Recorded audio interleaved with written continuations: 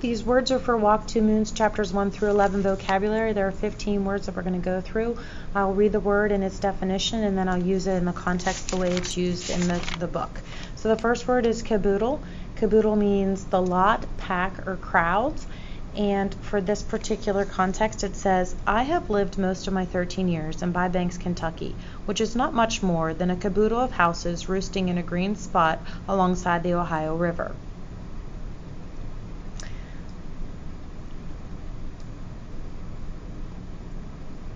Okay, the next word that we have is tottery. Tottery means shaky, and the way that it's used in the context of the story is as follows. It might sound a bit extreme for a man to call the police on his own tottery old parents, but when my grandparents got in a car, trouble just naturally followed them like a filly trailing behind a mare. Okay? The next word we have is going to be extensive. Extensive means of great extent, wide, broad. I could tell you an extensively strange story, I warned. And this is whenever the characters Salamonica and Phoebe meet each other and she's talking about some things. Okay? So the next one we have is lunatic. And lunatic is a person whose actions and manner are marked by extreme eccentricity and recklessness. So here we have the word in the following way. And that is how I happened to suspend my tree prayers and tell them about Phoebe Winterbottom, her disappearing mother, and the lunatic.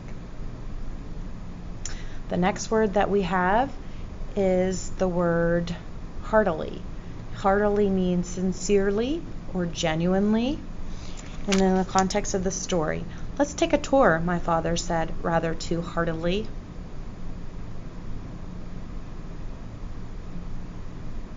The next word that we have is omnipotent, and omnipotent means having great or unlimited authority or power. One girl, Mary Lou Finney, said that the most peculiar things, like out of the blue she would say, omnipotent or beef brain. I couldn't make any sense of it. Okay, so the next word that we have is defiance. And defiance is a daring or bold resistance to authority or to any opposing force.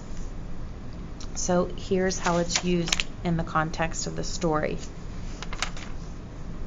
My mother said that Grandmother Pickford's one act of defiance in her whole life as a Pickford was in naming her, Grandmother Pickford, whose own name is Gayfeather, named my mother Chanahasset. Okay, the next word that we have is ruination, and ruination is the act or state of being ruined or in the state of being ruining. So here we have the word ruination used in context.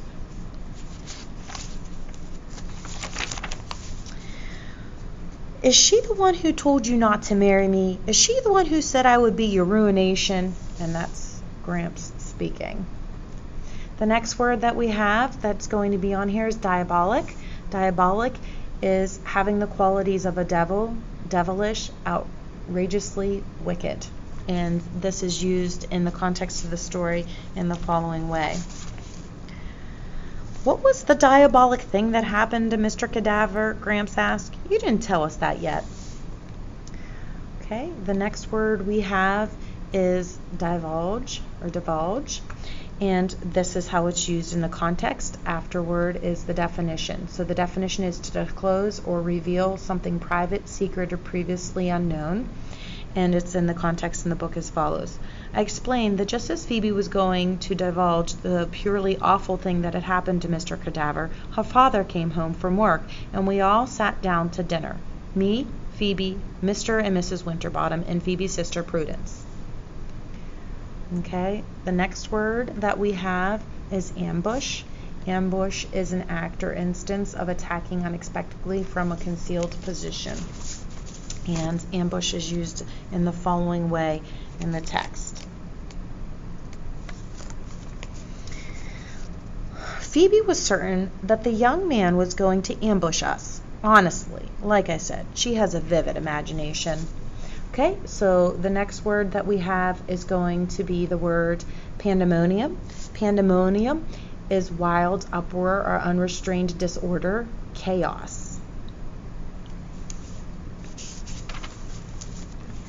It was complete pandemonium at Finney's. Mary Lou had an older sister and 3 brothers. In addition, there were her parents and Ben. There were footballs and basketballs lying all over the place, and boys sliding down the banister and leaping over tables and talking with their mouths full and interrupting everyone with endless questions. Okay, the next word we have is shrapnel. Shrapnel. Shrapnel are shell fragments. Shrapnel from the German guns. Or here's another instance it's used.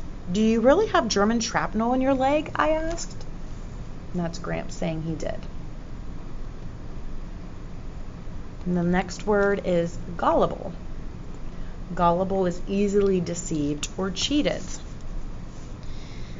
My father once said I was gullible as a fish. I thought he said edible. I thought he meant I was tasty.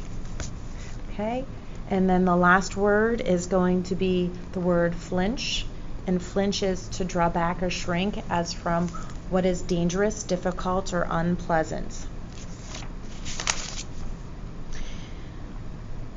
You flinch every time someone touches you.